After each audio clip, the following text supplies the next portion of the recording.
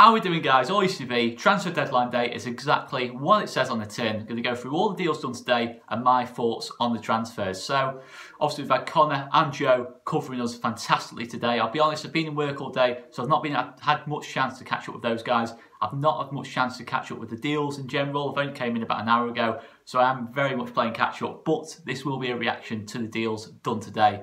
And if I do repeat anything that was covered in the Joe and Connor live streams, I do apologise for that straight away. But disclaimer, I have been in work all day, guys, so I do apologise for that. But Joe and Connor will absolutely nailed it today, I am sure. I'm going to catch up with them guys later on. So let's get on with it. So the deals done today. First deal, we have to start with Leeds United. We have to start with two deals done for Leeds United today. Both loan signings.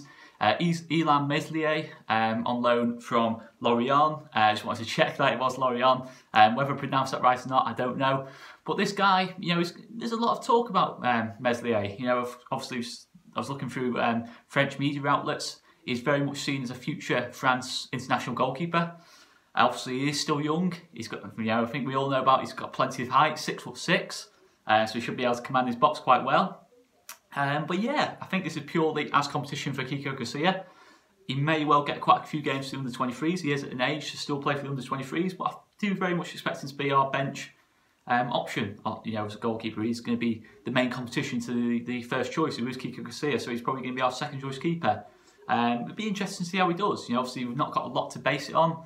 Played very little senior football, but he is a promising player nonetheless. You know, French media outlets massively rate him, and France have got some exceptional goalkeepers at the moment. So if he is being considered as a potential France international, we have to be excited about that. For me, absolutely no doubt about that. That has to be seen as an exciting deal. Of course, this is because he's second choice. You know, of course, it's not a first choice goalkeeper. It's not got the same amount of pressure on him.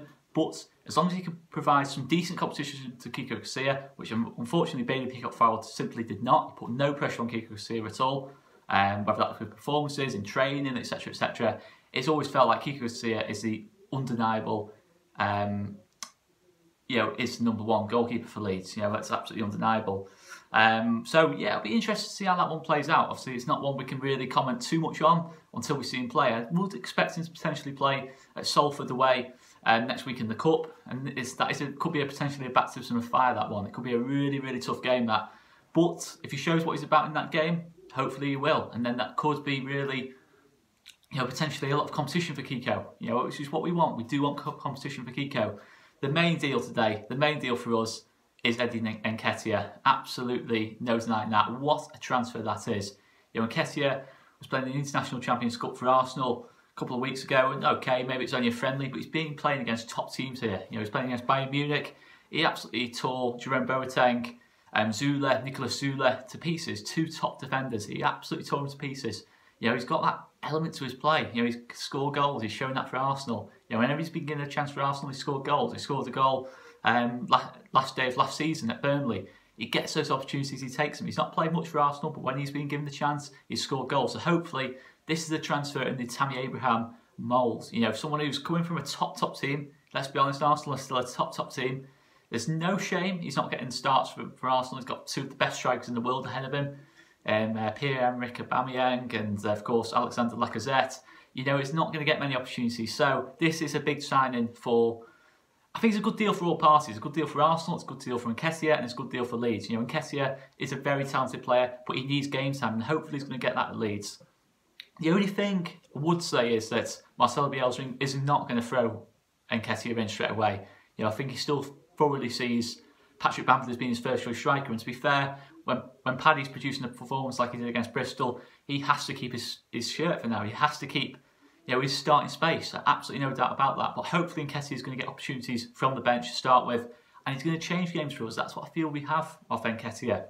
You know, of course, we're all sad Kemaru's gone, but at the end of the day, I'm happy with what we've done here. You know, I'm happy with how we've replaced Janssen. Obviously, the Ben White deal. Okay, it's only a loan sign. It's only a temporary fix to an extent. But it's all about quality in this league. Tyrone Mings was only a temporary fix for Villa. Tammy Abraham was only a temporary fix for Villa. But they still did the business when it mattered. Even though the word loan signings, it's a common myth with loan signings, you know, that they don't care as much. It's all about the mentality. Now, for me, I think Nketiah and Ben White have both got that mentality. You're going to talk more about Nketiah, of course.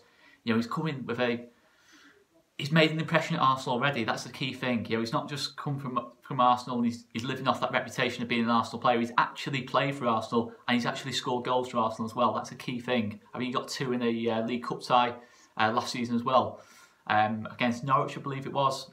And Arsenal won the game. He won Arsenal the game. They were 1 down. He gets 2 goals. It changed the complexion of the game. He's got that mentality, which is absolutely massive. And let's just go on. He is absolutely massively talented as well. He's pacey. Got an eye for goals, we've spoken about. Can potentially play on the left or right as well. He's not just a striker. He's a versatile forward. And this is a really, really promising one for me, guys. You know, I think I'm really happy with this deal. You know, we have to admit as well, Kemar Roofe was an injury-prone player. You know, as much as we've talked about Kemar Roofe's very good goal-scoring record, if he's not on the pitch for more than 30 games of a season, it doesn't matter. It really doesn't matter. You know, it's all about game time. It's all about avoiding injury, really. You know, that was the issue with Roofe. You know, Roofe had probably 4 or 5 different injuries since the start of last season. I massively like Roofe. You know, as a player, I thought his attitude was spot on, especially towards the end. I thought he matured a lot as a player last season, and I'm gutted to see Kemar Roofe go. But I think that we've replaced well. I think if anything, we might be up in this deal. Potentially, we might be up in this deal. You know, I think Nketiah can settle, can get some game time early doors. I think we're up in this deal. I genuinely do. I feel the same about the Ben White deal. I'm positive about this. You know, maybe he does fit into the system better. Maybe he has got that little bit more pace than a Bamford and Roofe. Maybe he does have that little bit more skill than a Bamford or Roofe. You know, he can take on a player. He can drop a shoulder. He can shoot from anywhere. He's got that about him. He's a top player, and this could be a top signing for us. Hopefully in the Tammy Abraham mould. So that's for me is big business coming inwards. Going outwards, of course, just before I went on live, just before I started filming this video, I found out that Clark Adair, just to confirm, has gone to Barnsley. Let me just try and find this deal.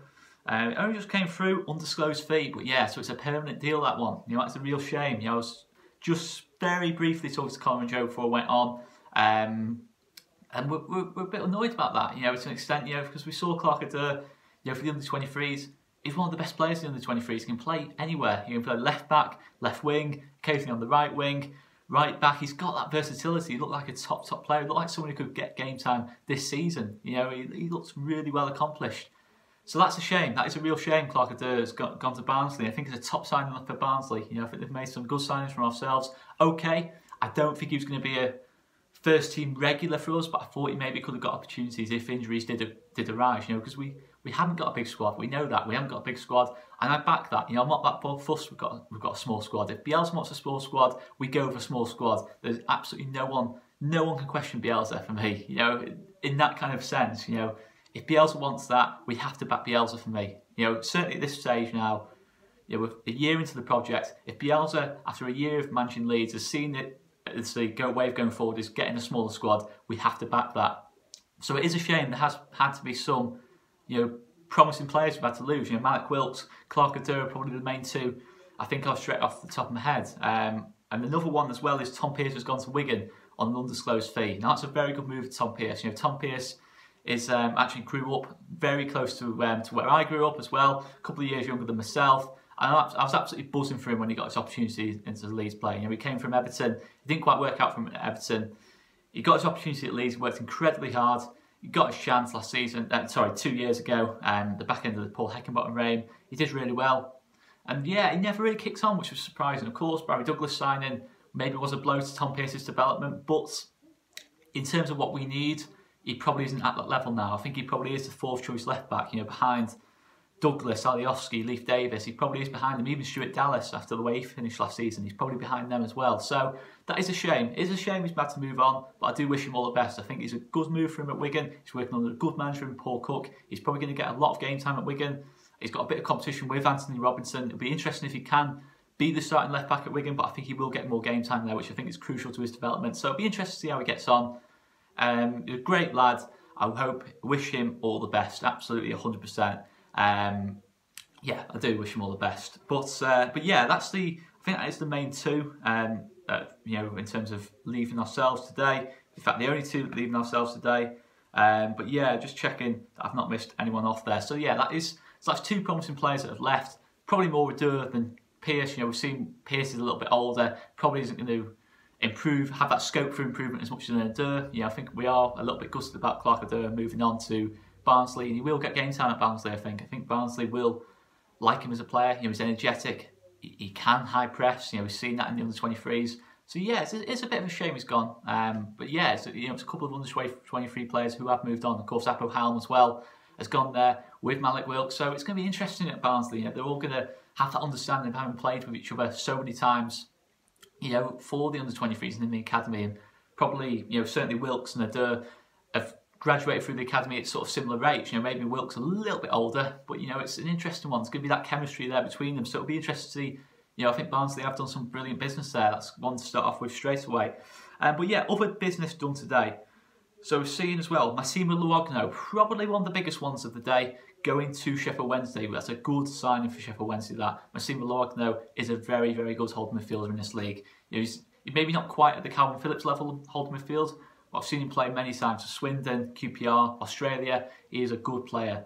You know, good passing range, aggressive, great tackler. He's got all you want of a holding midfielder in this league. So it'd be interesting, you know, see Sheffield Wednesday with him potentially playing alongside Barry Bannon.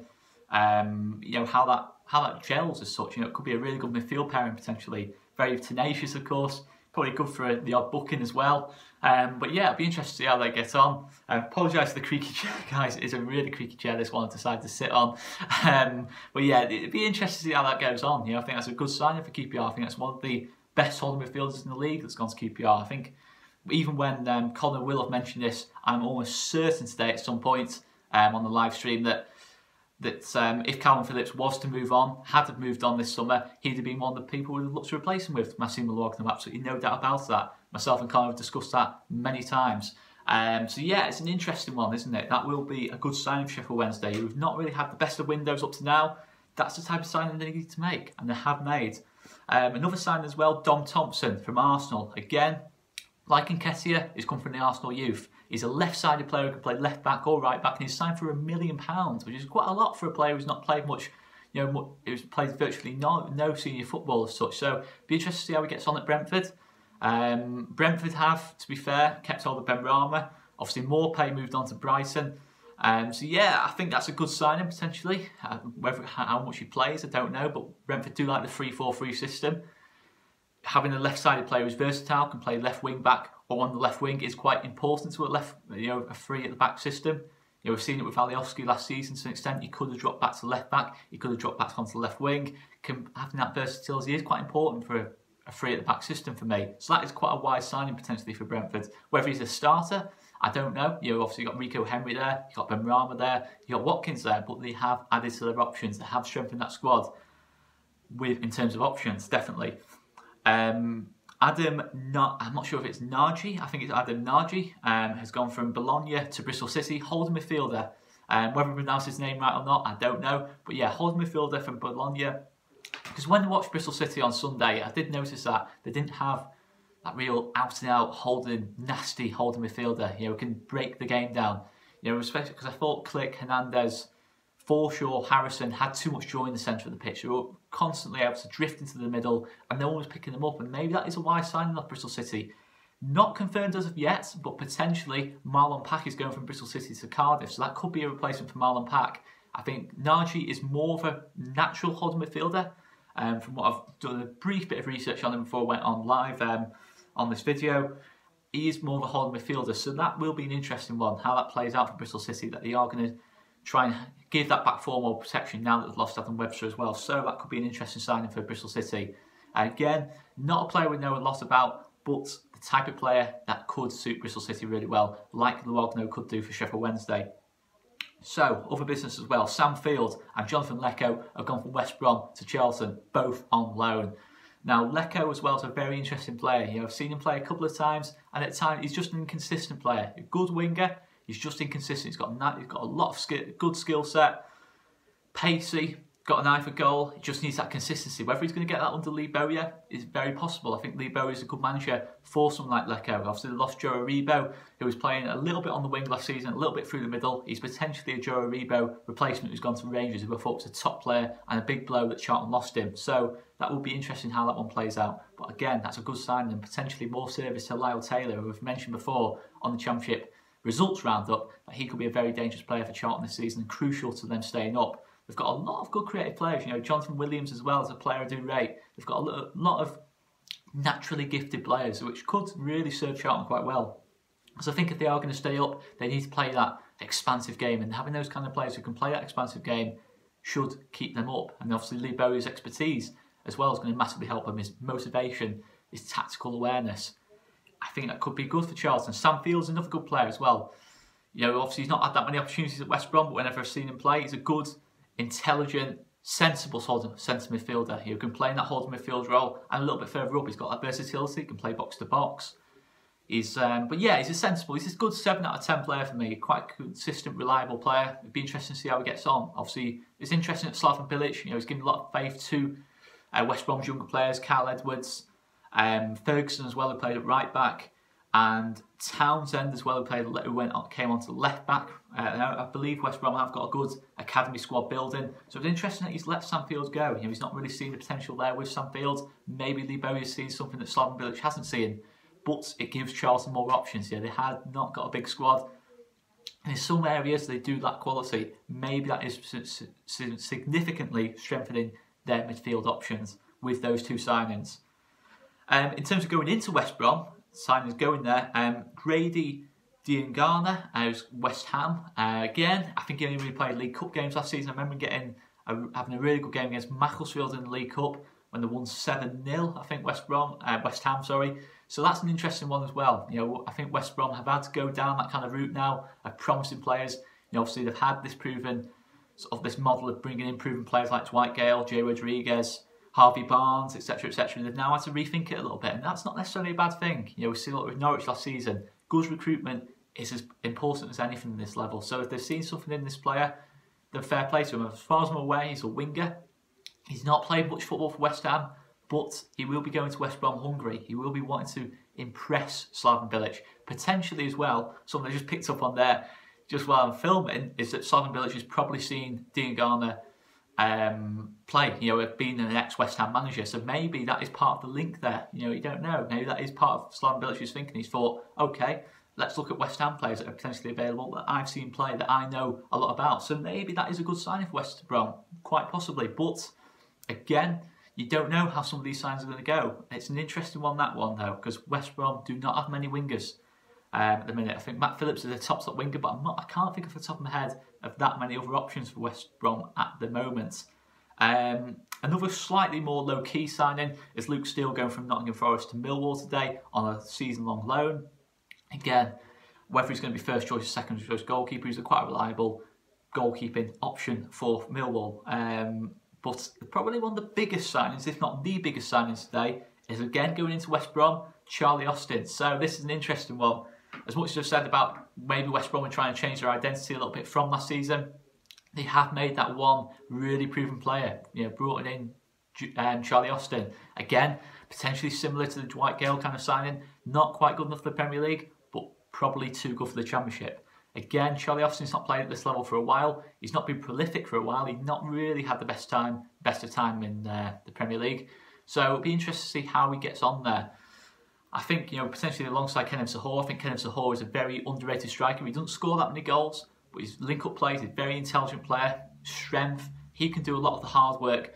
What's the best word for it? A lot of the less appreciated side of the game, you know, hold-up play, battling with the other centre-backs and freeing up that space for Charlie Austin if Bilic wants to go with that front 2 system. So that's 2 good options for West Brom. You know, obviously, they've still got Harvey Robson-Kanu as well to consider. West Brom, you can't underestimate the season. Of course, Romain Sawyers coming in, Semi Ajayi coming in as well. Keeping all the people like Kyle Bartley, Sam Johnston, good Championship experience. Don't underestimate West Brom this season. They might have lost a 50-goal partnership of Jay Rodriguez and Dwight Gale, but if they improve the whole team, the whole balance of the team, which they didn't have last season, they could potentially be doing quite a lot this season. So that could represent a really good window for West Brom. Of course, they are reliant on Charlie Austin, you know, getting the goals. You know, I think from what I saw of them against Forest, they're very good defensively. I've done a quick interview as well with Dor on Tour, which will be on the previews this week about Forest. You know, we watched the Forest-West Brom game, being a Forest fan, and said West Brom didn't really create that much. They were solid defensively, but if you look at the 2 goals West Brom scored, one was an overhit cross and one was a really poor piece of goalkeeping. So you've got to say, maybe West Brom were a little bit lucky on Saturday and maybe haven't quite got that cutting edge that a 2-1 win at Nottingham Forest would suggest. So maybe this is a really wise signing. But the only thing I would say about Charlie Austin might be maybe a slight risk is not only he's not played in the Championship for a while, he might have not have that same confidence, that same kind of pace, over the 10 yards and that lot, the same kind of movement. But I think he's obviously got the injury concerns as well. He has had a few little injury concerns over the last couple of years, so maybe it's a bit of a risk. But they did take that same risk with Dwight Gale, and I think under Slaven Bilic, he won't be messing about. He won't be taking risks on players he's not 100% sure on. So that could be a really, really important piece of business for West Brom. In terms of other business done today, just going to work our way down the list. Obviously, we've covered Tom Pearce going to Wigan. Going out of Wigan, Leo da Silva Lopez has gone from Wigan to Hull on an undisclosed fee. Now, we came from Peterborough last season, massively spoken up by Barry Fry and Darren McAntony as being potentially one of Peterborough's big talents. It's not quite worked for him at Peterborough. He's a midfielder. Sorry, not quite worked for him at Wigan. He's a midfielder who has that creativity. He plays a little bit deeper, but he is good on the ball. Very good on the ball. Good dribbler. Maybe not the best goal scorer, but he is very, very talented, very skillful. And he could suit this whole team quite well, with Jared Bowen on one side, Kamil Grzycki on the other, and Da Silva Lopez potentially occupying that sort of 10 role, maybe a little bit deeper than that. That could be a good piece of business for Hull, sort of fitting in the system really well potentially there. Again, Grant McCann will have worked under him at Peterborough, so he's again looked at him and thought, okay, he's someone I can take with me to Hull.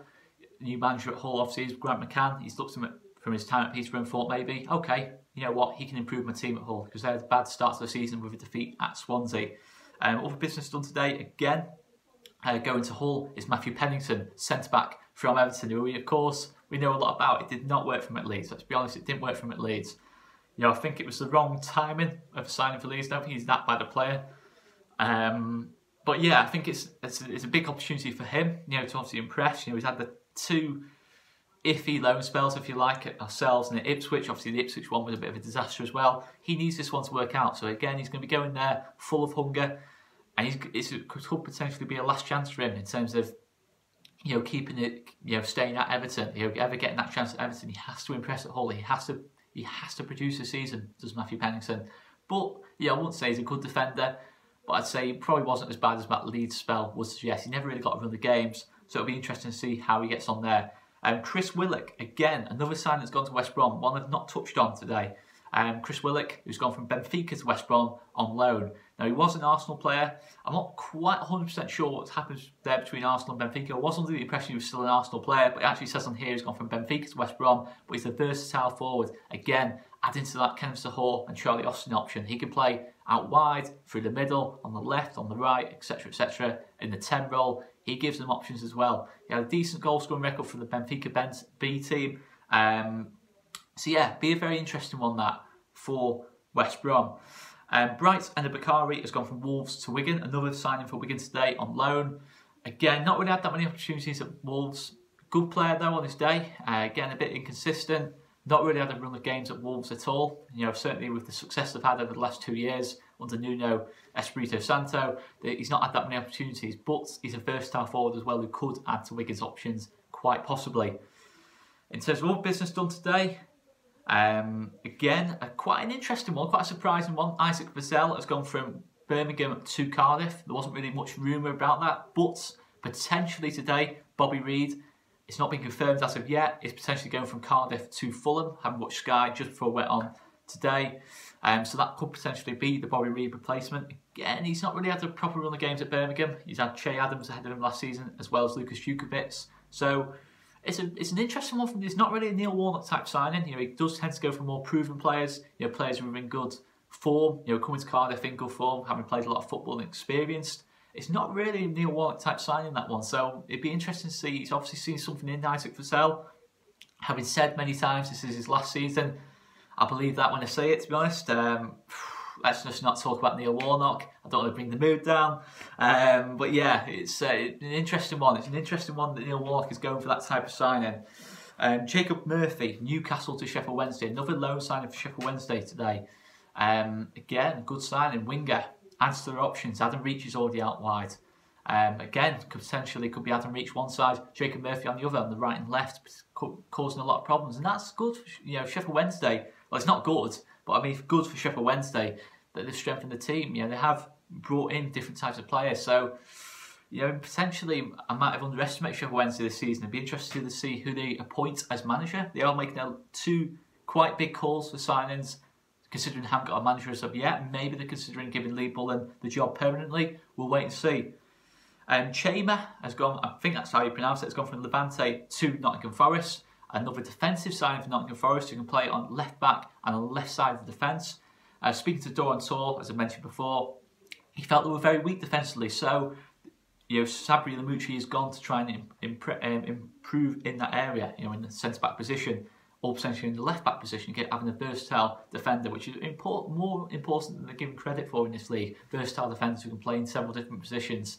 When you get an injury and you can play someone somewhere else without having to make a change, they are very, very well rated in this league. Certainly, I think it's more of a European way of doing things. Not having to make substitutions all the time. Being able to make replacements within the team. You can move someone from left back to centre back to left back.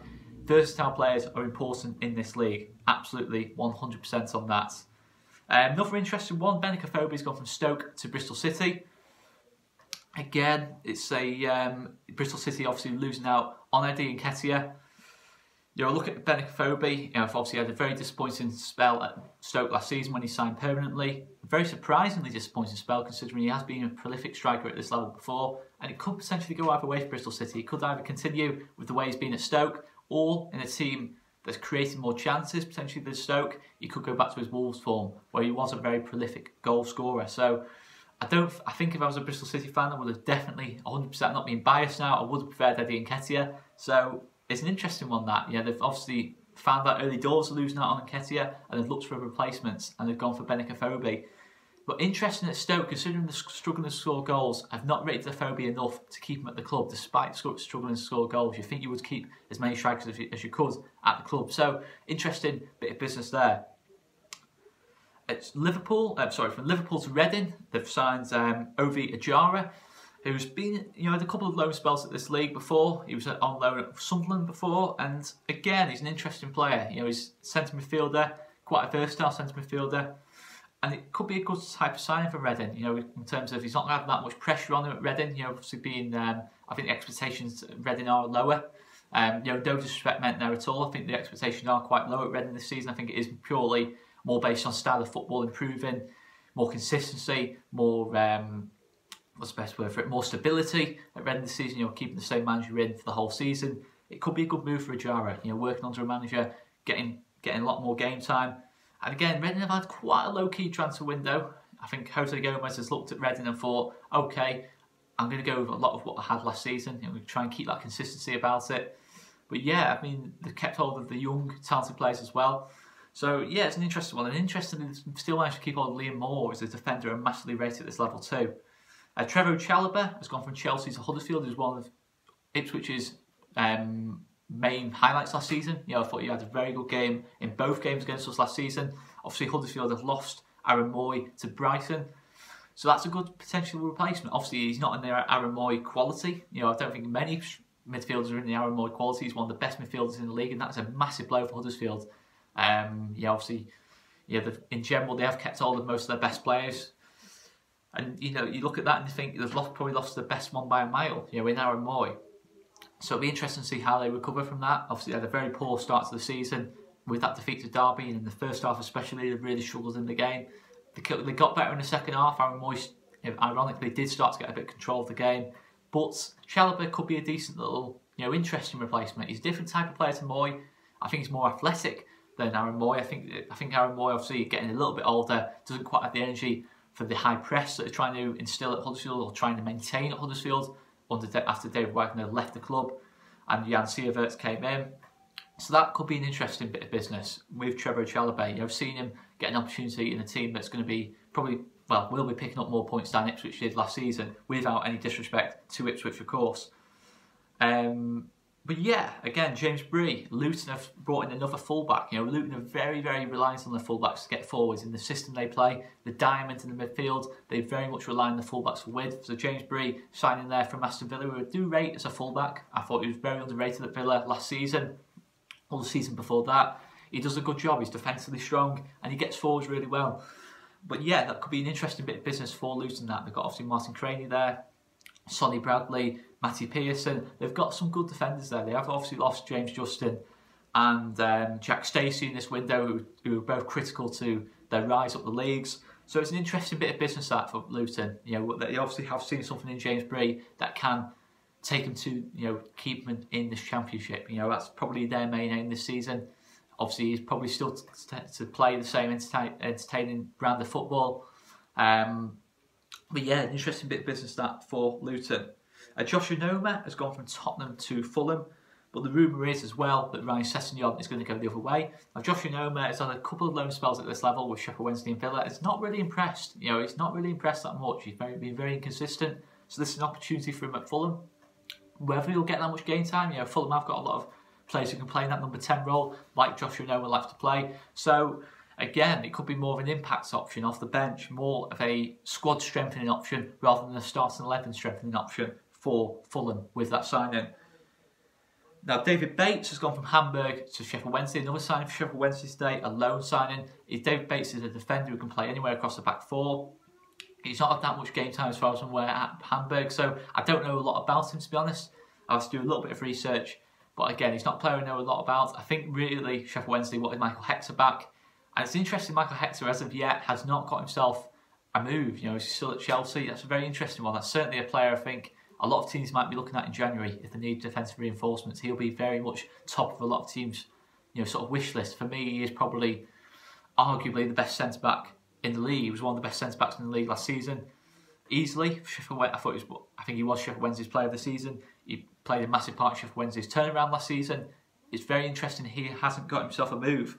So another bit of business, and another quite a big bit of business is Mark Duffy going from Sheffield United to Stoke. Mark Duffy's a player I know a lot about. Played from a local club, Southport. Up to the age, think about it, up to sort of his early 20s. So he was quite recently playing for Southport. You know, sort of in the last 8 or 9 years. And again, he's a player who just rose and rose and rose up the leagues. He did really well last season for Sheffield United. He did well the season before. I think he had a falling out with Chris Wilder, and it strengthens Stoke. You know, Stoke is trying to play the diamond system, and they're probably going to try and play Mark Duffy in the 10 role as potential competition to Nick Powell. Maybe they might even move Nick Powell up top with having loaned out Benicophobe. Potentially, Nick Powell moves up front, and Mark Duffy goes into that 10 role. That could be what the thinking is with that signing. But it's a good signing nonetheless for Stoke. It's experience, it's a winning mentality going into that Stoke team. That Stoke team needs creativity. They've let Bojan go over this window. They've released Bojan. They've not really seen, I think obviously Bojan's a great player, really technically gifted player, probably one of the most technically gifted players in the division, but they've not seen enough from Bojan to say we can get the absolute best out of him. Whether it's attitude, whether it's just he's not quite the level he was before in terms of impact on games, in terms of end products, that might be more of the case, but we'll wait and see on that. Josh McGuinness has gone from Bolton to Hull. Again, Josh McGuinness had a good time for Northern Ireland. He's been a good player for Northern Ireland. He's not quite had the same impact at Bolton, but he is a player who's maybe not the best goal scorer, but he causes problems. He causes problems in the box. Good hold-up play, good in the air. Maybe not the most clinical finisher, but he causes problems. And he's someone who Hull will probably use as a good option. You know, obviously they've got Jared Bowen, as I've already mentioned, Jared Bowen, Kamil Grzycki on the wings. They're going to cross balls into the box, and Josh McGuinness is a good person to be aiming for. He wins his headers, let's be honest. He is an absolute,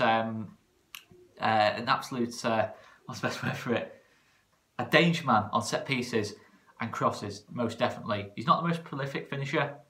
He doesn't really get himself into the goal scoring positions. He's not a top striker, but he is someone who can improve teams. He can have good impacts on games for the last 20 minutes, or even as a starter, depending on the defence he's up against. Naki Wells has gone back to QPR on loan from Huddersfield. Huddersfield, interestingly, haven't seen enough from Naki Wells to say could be a good option in the Championship. Obviously, in the past, he's done really well for Huddersfield in the Championship. They haven't seen enough out from Naki Wells. He's not really been at his best for quite a while now. I think he only got 6 or 7 goals last season for QPR, which is quite a poor return, really, over a whole season. So it's interesting QPR have gone back in for him. Potentially, they see him as an option alongside Jordan Hugill, another signing they made this season. It was a good sign as well on loan. You know, I think certainly for what QPR are trying to achieve, I think he's potentially a good player. I think obviously he wasn't really managed very well by Tony Pulis last season. I think Tony Pulis saw him more for his height, what he could do on set pieces, how he could set the tone. defensively, etc, etc. I don't think he was really used for his goal scoring last season by Tony Pulis. And the last one I want to go over is another interesting one. Charlie Mulgrew has gone from Blackburn to Wigan. Now, Charlie Mulgrew is a player I do rate a lot. You know, obviously, maybe it's more for his set pieces and his goal scoring ability. For a defender, which is quite incredible. He is a really good set piece taker. We found that to a cost last season. I think he got himself, I think it's something like 2 goals and 2 assists against us last season. I know he caused a lot of problems last season on his set pieces, especially in the away game at Blackburn last season. Blackburn scored off 2 set pieces, 2 fantastic deliveries off Charlie Mulgrew, where he took Pontus Jansson out of the game, which was their tactic in that game, and he played that really well. So interesting that Blackburn allowed him to go out on loan to Wigan. That's a very surprising transfer, that, for me, but it's a good signing for Wigan.